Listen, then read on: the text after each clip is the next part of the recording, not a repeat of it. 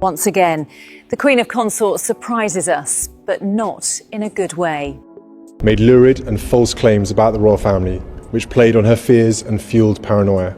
Britain had survived its share of crown scandals, bitter family betrayals, and massive constitutional chaos before. Yet nothing could have braced the country for what King Charles was preparing to say. With senior royals assembled behind, heavy doors and Camilla pacing just footsteps away, the king greenlit an official decree destined to utterly shatter her future. She would no longer be queen. This was not some minor adjustment of titles. It was the absolute public destruction of a solemn vow once promised to last forever. Before we go deeper into what this truly means for the royal family, make sure to hit subscribe so you never miss an update. Charles knew everyone inside Buckingham Palace, fully understood that a massive, irreversible storm was looming. William showed up beside Catherine after an urgent summons. Anne slipped in alone, exchanging a single, cold, guarded glance with her nephew. Camilla paced nearby, separated from the king by a thick oak door. Inside his private office, the monarch sat with two top advisers and stared at the final paragraph. Twice. The official decree, a heavy document drawn up in the sovereign's own name, made it clear that she would stop using the title of Queen, step back from all official duties tied to the Crown's constitutional work, and be demoted publicly to the Duchess of Cornwall. His pen hovered over the crisp parchment. Charles asked if there was any way to safeguard the throne without completely wrecking his marriage. Neither adviser offered a shred of comfort. The Crown demanded sacrifice. It stood for legal authority duty and preserving the entire monarchy over any personal private love. He lowered his shaking hand and signed. Camilla did not flinch when the private secretary walked in. She took the official paper while standing up, read those first lines and slowly sank into her chair. Her expression hardened instantly at that final paragraph. No mentions of sickness, a temporary break, or getting her title back later. This was final. Her old status would never return, and the security she spent decades fighting for ended. The second her husband signed that paper. William kept a mask of calm when the news arrived, but Catherine spotted his clenched jaw. Anne noticed way more. She studied the young prince and realized he knew this blow was coming all along. The future king had not just been warned. His heavy silence showed he had helped write the actual deal himself. Catherine searched his eyes for any comfort, but he looked away. Camilla creased the paper and asked the secretary to stay. Her voice was barely a whisper, yet the sharp question shattered every polished royal arrangement. Who convinced him this was necessary? Charles heard her words minutes later. The raw pain behind them exposed a rift far deeper than any royal title. Yet this sudden announcement could never be fully explained by legal documents alone. Behind those cold, carefully drafted lines stood four people whose deep private terrors had finally crashed together. The sudden decree hit the public like a massive constitutional shockwave, but inside those palace walls it felt brutally personal. For Charles, it threatened the one relationship he had fought to defend for decades. For Camilla, it wiped out the destination she had endured public shaming to reach. For William, it became a test of cold duty over sympathy. And for Catherine, it laid bare a deep family fracture she could no longer quiet down with polite silence. Charles had spent long years fiercely protecting Camilla's position right beside him, shielding her from constant attacks and carefully rebuilding a public reputation she once assumed was gone forever. He had always painted their partnership as a key pillar keeping his reign stable, meaning stripping away her title now felt like ripping out a piece of his own history. Camilla understood that massive cost, but she felt the personal betrayal far deeper than any palace politics. Alone with her sister, Annabel, she clutched the paper and confessed during their quiet talk that she only survived those years of public hatred because The king had sworn she would never be treated as disposable again. Annabel tried hard to quiet her down, yet the furious consort's rage was not simply about titles. It was about raw humiliation, years of sacrifice, and the terrifying fear that everything she suffered had just ended with a single, quick stroke of a pen. William carried a completely different burden. As the heir next in line to the throne, he believed the crown was something held in sacred trust for the future rather than a possession owned by the living family. Catherine understood that same hard truth from a different angle. Every unresolved fight within the palace would eventually poison their own kids, and she had already watched bitter tensions bleed into choices involving their own home. Catherine remembered Camilla confronting staff members over old ceremonial precedents and the rigid official order deciding where royals stand and who gets top priority, along with basic plans for the Wales household. Catherine had remained polite, but she kept a private record of every clash because silence was no longer keeping the peace. William showed even less hesitation during a tense private exchange. With her husband, she warned him that kindness could not cause paralysis, showing him written notes from past meetings, proving that Charles had delayed, making a choice repeatedly even after senior staff told him this war was getting impossible to contain. The Princess Royal Anne cared about her older brother, but her absolute loyalty belonged to the crown he had sworn an oath to defend. Charles slipped into their private rooms, later finding Camilla staring straight out the window. He tried to explain that the sudden move was to protect the monarchy, but she whipped around and asked if the crown had finally become more important than the quiet life they had built together. The question left him utterly speechless. Later on, William told Catherine that none of this would have triggered without that brutal confrontation right after the big Commonwealth service, the annual event connecting the king with all his global territories. His tone completely changed when he brought it up, and she instantly realized that the family had crossed a dangerous point of no return, moving from tense silence to open rebellion. To see why a king stripped his wife of the title he spent decades defending, the story must go back to that single evening when a quiet disagreement turned to outright mutiny. This crisis did not start with a leaked document or a nasty tabloid headline. It actually started right inside St. George's Hall after that Commonwealth event, long after the crowds faded away and the massive palace doors slammed shut. There, during what it was supposed to be a routine family briefing, instead Camilla directly defied an order from Charles, then made a bold demand regarding William's future. It was an open play for power that turned quiet worry into a full royal emergency. For months, major decisions had bypassed her completely. William and Catherine were always consulted first. They got the early briefings and took on roles that used to go straight through her own office. The Queen Consort knew this pattern was not just training for the next reign. To her it felt like a quiet conspiracy to erase her influence while the king was still wearing the crown.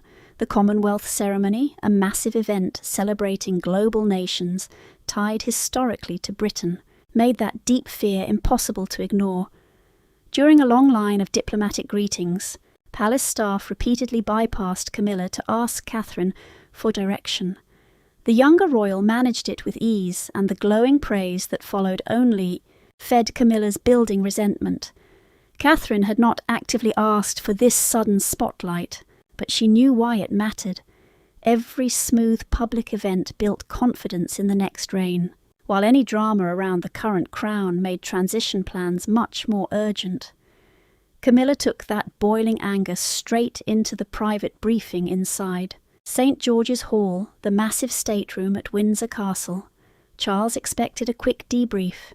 William assumed he was getting simple routine duties. Instead, she demanded absolute veto power over all future Commonwealth hosting events. The king flatly refused, explaining that his son needed to start taking on much more weight. Camilla would not back down. Staring right at the prince, she accused him of building a shadow. Caught a rival power base running right beside the reigning king, she told Charles that his heir was chipping away at his power before his reign was even over. The king ordered her to stop, but she slid a folder across the table and demanded veto power over the Wales family's public duties. William did not move, but his quiet stare carried a sharp warning. Charles told his wife to drop the demand immediately. She closed the folder-locked eyes with him and snapped that she would never be treated like some placeholder while William got ready to push them both aside. The room went cold. The king took off his glasses, set them on the desk, and ordered everyone out except Anne. Once they were alone, he confessed that his wife had just turned a simple family argument into a direct assault on the transition plans for the crown. Anne warned him to deal with this before the quiet rebellion turned into an open war. That very evening, Charles ordered his chief secretary to audit every single perk and duty tied to his wife's royal title. The gears were turning, but once Camilla found out about the secret audit, she refused to back down. The massive clash that came next forced the couple to finally speak the brutal truths they had ignored for years. No polite staff were there to ease the tension, no secretaries to change the subject, and absolutely no family around to step in. Charles and Camilla stood entirely alone in his private sitting room with only a blank, unsigned document sitting on the mahogany table between them. What started as a plea for peace quickly devolved into the most painful fight of their marriage. Both realized that affection would not stop what was coming. Camilla had demanded this meeting after discovering her privileges were being audited. She refused to hear excuses from assistants telling Charles that if he wanted to tear down her public standing, he had to do it while staring directly into her eyes. The king still wanted to show some mercy. His offered compromise let her keep her title, but stripped away her day-to-day duties, her staff, and her power over the household. The deal was supposed to protect royal unity, giving the public the illusion of a happy family, while quietly stripping away the actual influence that sparked the fight. Camilla scanned the offer once and slid it away. She told him that a title without real influence just made her an expensive ornament. Losing everything in public would be better than playing along with this pathetic charade. Her voice remained perfectly calm, but the strike was devastating. William, she snapped, was now dictating their marriage from outside the room. Charles finally snapped. He told her this had absolutely nothing to do with William's ambition. It was about her refusing to respect his boundaries as king, the sovereign whose commands are absolute law inside the palace. Taking her side now, he argued, would mean admitting that his own orders could be ignored with zero consequences. Camilla shot back that she had protected him when the public treated their affair like a national embarrassment. He replied that their past could not justify her threat to the future crown. Then he opened the folder from St. George's Hall. Inside were written orders she had tried to slip to senior staff, demanding they bypass the Wales team entirely and send all scheduling decisions straight to her desk. By the Wales team, he meant the staff running William and Catherine's office. Charles laid each page down, explaining that these files turned his suspicion into undeniable proof. She stared at them, then slowly slid off her wedding band. For a few tense seconds it sat beside the unsigned paper. That silent gesture hit far harder than any screaming match. Camilla slipped it back on her finger and told him she was still his wife, but she would never forgive him for putting her on trial like some traitorous staff member. She walked out. Charles waited for the latch to click, crossed out the compromise, and summoned his chief secretary. His final recorded instruction was incredibly brief. Prepare a permanent declaration. Charles had made a deeply emotional choice, but actually turning that decision into an irreversible royal act required the backing of the people who controlled succession, ancient precedent, and the cold machinery of the crown. Royal power rarely moves with a shouted command. It moves through sealed, folders, carefully timed meetings and quiet agreements reached long before the public ever knows a decision is being considered. Behind Charles's declaration stood a quiet alliance of the monarch, the heir Princess Anne, and senior advisers. Yet the most crucial figure in that room was not the loudest. It was William, who fully understood that supporting this tough decision could protect his future reign, even while permanently damaging his father's private life. Charles entered the privy, council at Windsor carrying that permanent declaration, but he refused to place it on the table. He needed to know whether the institution itself could survive this heavy decision before he accepted what it might do to his own marriage. This formal constitutional review and examination of the monarch's legal powers and official royal procedures had established that Camilla's style household authority and ceremonial functions existed purely through the sovereign's sole approval. The king could withdraw official recognition, completely restructure her staff, and remove her from duties performed on behalf of the crown. Yet authority alone did not make this choice any easier. William's cooperation remained absolutely essential because any settlement affecting the next reign would directly shape the transfer of power after his father. A senior advisor asked whether the Queen Consort should still retain her influence during that future transition. The prince looked toward a framed photograph of Charles and paused briefly before answering. Personal mercy, he said, could not justify institutional confusion. His voice tightened because he knew those exact words would reach the monarch not only as advice from a loyal heir, but as harsh judgment from a son. Princess Anne refused to let the room hide behind procedure. The Princess Royal asked whether they were actually protecting the monarchy or simply punishing Camilla. Charles said nothing. William finally answered that true punishment would mean public humiliation, while real protection required a controlled and dignified withdrawal. Catherine's documented notes from those earlier household meetings then finally settled the intense argument. The records showed repeated efforts by Camilla's office to interfere with the Wales family arrangements, ceremonial planning and staff appointments. Catherine had recorded these tense exchanges privately because each intervention weakened the clear division between the current court and the future one. This St. George's Hall confrontation was no isolated outburst. It was the final act in a long pattern that could no longer be ignored. Charles accepted the harsh conclusion, but imposed one condition. Camilla would retain her private residence, financial, security, personal protection, and her place as his wife. The king would remove her from constitutional authority, but he would not permit this decision to become an act of cold exile. Princess Anne accepted the boundary. William did too, though the future king understood that dignity could never erase pain. Charles signed. Sealed instructions immediately went to the palace staff, ordering them to remove the Queen's designation from official schedules, correspondence, and future ceremonies. By morning, Camilla would see her name changing across the very institution she had struggled for years to enter. The palace had reached its decision in absolute silence, but silence could not hide the massive changes that began the moment Camilla's name was removed from the royal machinery. The declaration became real not when broadcasters repeated it, but when palace staff began physically removing the signs of Camilla's former position.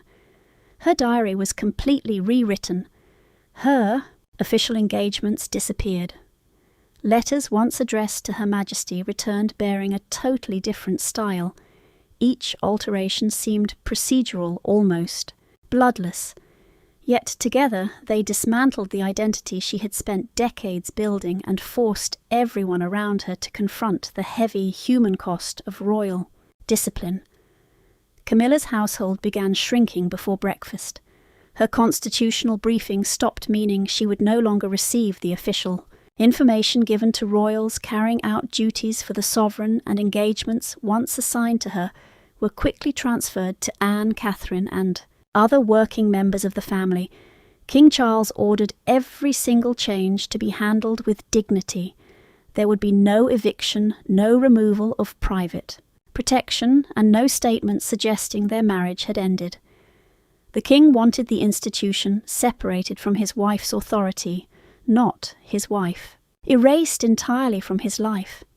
Yet those careful protections could not soften what happened outside her office. Camilla watched through the open doorway as a footman arrived with a screwdriver and removed the plaque bearing her former designation. The quiet sound of metal turning carried far more force than any public speech. When he prepared to take the plaque into storage, she stopped him and asked that it be left on her desk. The former Queen Consort held it in both hands when Annabel entered. Her sister sat beside her as she attempted a bitter joke about finally having enough room in her daily diary, but the words broke apart before she could finish. Camilla began crying, admitting during their highly private conversation that she had fully expected criticism, anger, even scandal. She had never believed Charles would personally authorize the removal of everything they had fought to build. Annabel reminded her that she was still his wife, but she answered that being loved privately did not erase being rejected so publicly. More resignations arrived by midday. Several long-time aides chose to leave rather than transfer into the reorganized royal household. Their intense loyalty comforted her, yet it also confirmed the harsh truth she feared. Her official operation was not being reduced. It was ending. Then William's handwritten note arrived. The prince acknowledged the deep pain caused by this decision and promised she would not be publicly degraded or separated from the family. He did not apologize for supporting the declaration, and that quiet honesty unsettled her more than false sympathy would have. Advisers urged Camilla to challenge the settlement, while loyal friends encouraged her to resist before the new arrangement became permanent. She ignored them all and requested one private meeting with William without Charles' lawyers or any palace officials present. Stripped of the title but not yet reconciled to the future Camilla, she turned toward the young prince she believed had just dismantled her entire life beside the king.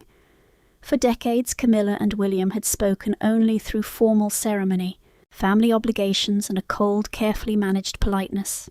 No uniforms, no advisers, no sovereign sitting between them. She walked in believing he had planned her ruin. He stood there knowing nothing he said could restore her crown. This talk could not undo the decree. It would only decide if the family shattered completely or just bled. Camilla chose Clarence House over Buckingham Palace or Windsor. The setting mattered. It stripped away the cold weight of the state, turning this meeting into a raw, painful reckoning between a deeply fractured family. William arrived alone, no papers, no briefing notes, and no staff. When she noticed those empty hands, the prince told her quietly that he had not come to defend palace protocol. He was there to face her as Charles's eldest son, and the next man destined to wear the heavy crown. Camilla did not waste a single second. She asked bluntly if he had wanted her gone from day one, and if their polite smiles had merely masked a deep, permanent judgment. William replied that he had made peace with his father's marriage many years ago. He had never once forced Charles to choose between a wife and a son.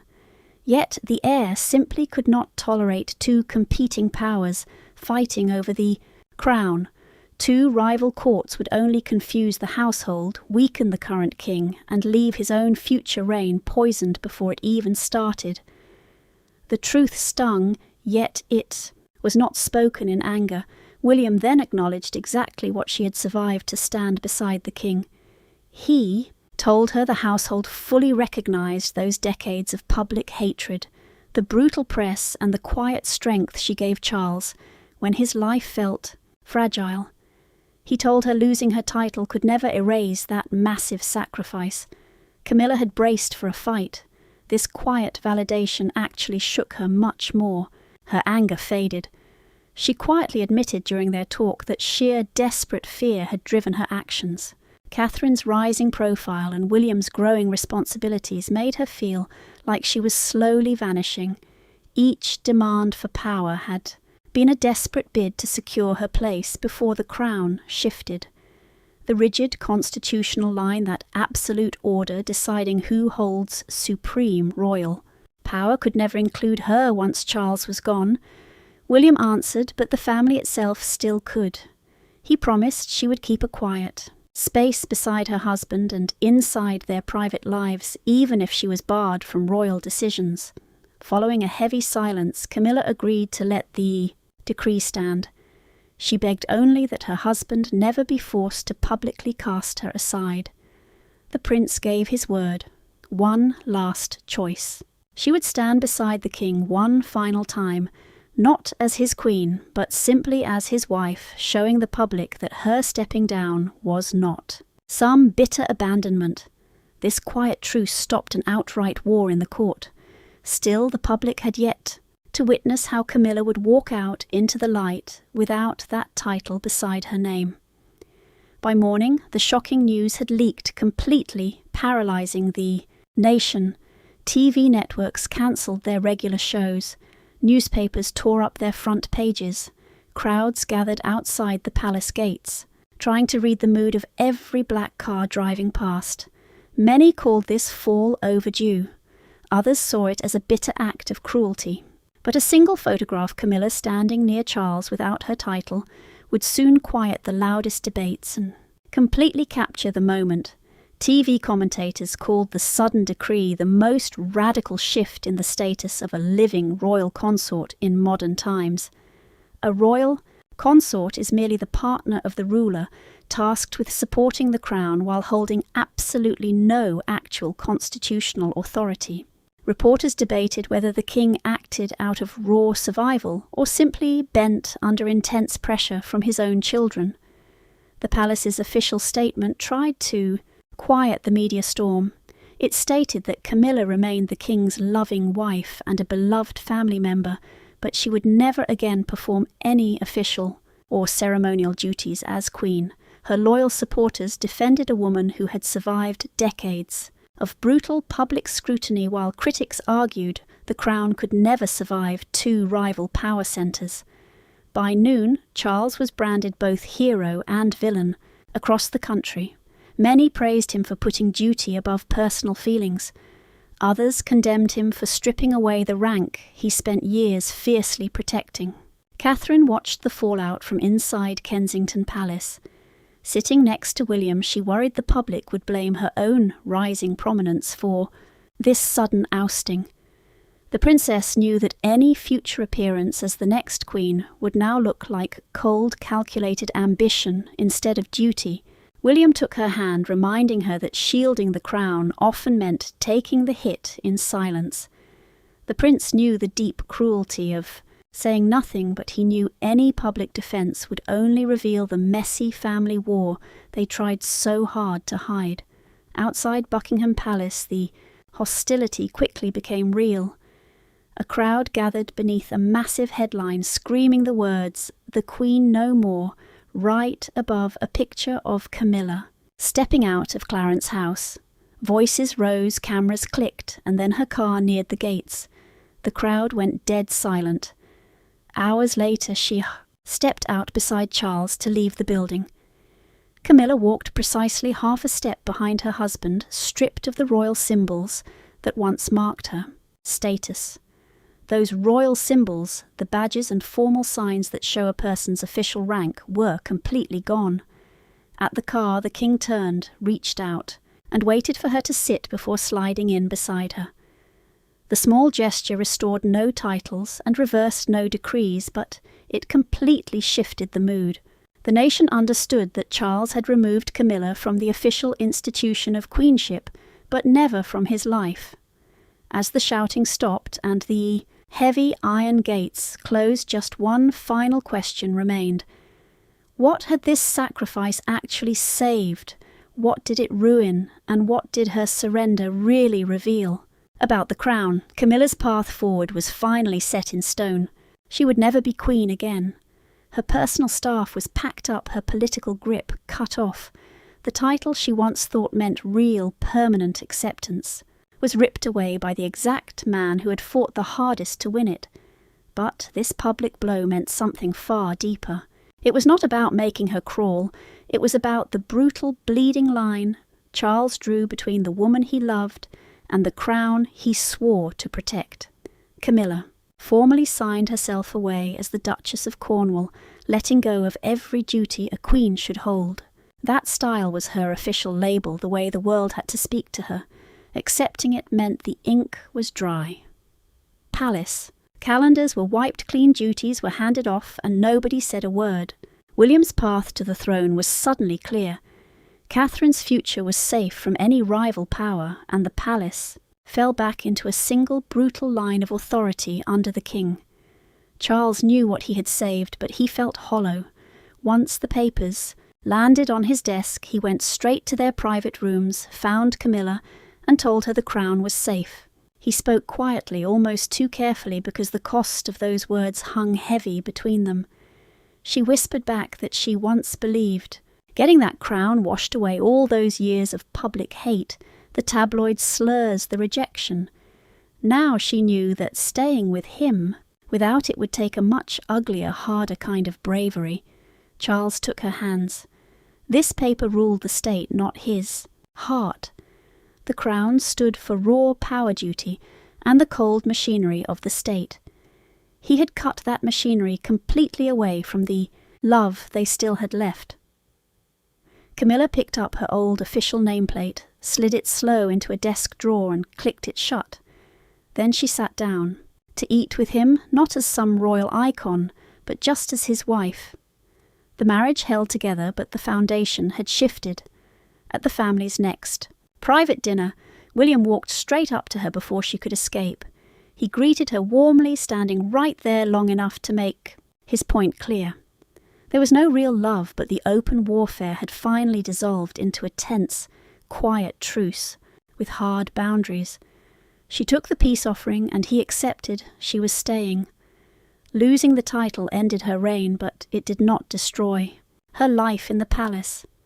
Charles showed he could love a woman deeply while still crushing her when her presence threatened the survival of the throne. She lost the title, he saved his legacy and his marriage, but the price left both of them bleeding. The monarchy survived scarred but steady. The lesson was cold and final. In this family, love might survive the crown, but it will never be allowed to rule it.